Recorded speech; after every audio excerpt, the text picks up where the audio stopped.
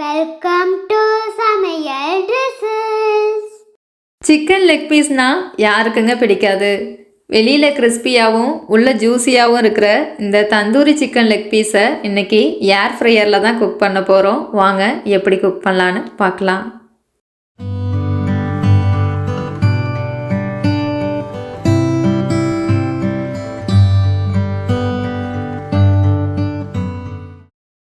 Tandoori chicken leg piece இந்த கோர்மியா ஏர் ஃப்ரையரில் தான் இன்றைக்கி ட்ரை பண்ண போகிறோம்.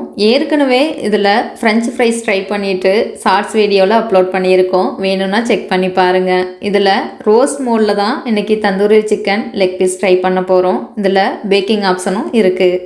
இந்த மாதிரி ஒரு 6 இன்ச் பேனு இதில் கரெக்டாக ஃபிட் ஆகும். டீ டைம் ஸ்நாக்குக்கு ஒரு குட்டி கேக்கு நம்ம பேக் பண்ணிக்கலாம்.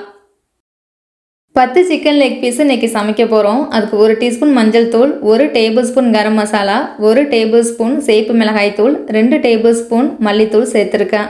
இதில் நம்ம வீட்டிலேயே ரெடி பண்ண சிக்கன் மசாலாவும் சேர்க்க போகிறோம். அதுலேயும் கொஞ்சம் காரம் இருக்கும். அதுக்கு தகுந்த மாதிரி நம்ம காரம் சேர்த்துக்கலாம். 1 டீஸ்பூன் சீரகத்தூள், வீட்டிலேயே ரெடி பண்ண சிக்கன் மசாலா 4 டேபிள் ஸ்பூன், தயிர் கொஞ்சம் கெட்டியாக எடுத்துக்கோங்க. 4 டேபிள் ஸ்பூன் தயிர் சேர்த்துக்கோங்க. 1 டேபிள் ஸ்பூன் இஞ்சி பூண்டு பேஸ்ட்டு, பாதி லெமனோட ஜூஸை பிழிஞ்சு சேர்த்துக்கோங்க. இதில் ஸ்கிப் பண்ணாமல் 1 டேபிள் ஸ்பூன் அளவுக்கு காஞ்ச வெந்தயக்கீரையை சேர்த்துக்கோங்க. தேவையான உப்பு சேர்த்துட்டு இந்த மசாலாவை நல்லா கலந்து விட்டுருங்க. இதில் வெளிப்பக்கம் ட்ரை ஆகாமல் இருக்கிறதுக்காக ஒரு 2 டீஸ்பூன் ஆயில் மட்டும் சேர்த்துக்கோங்க.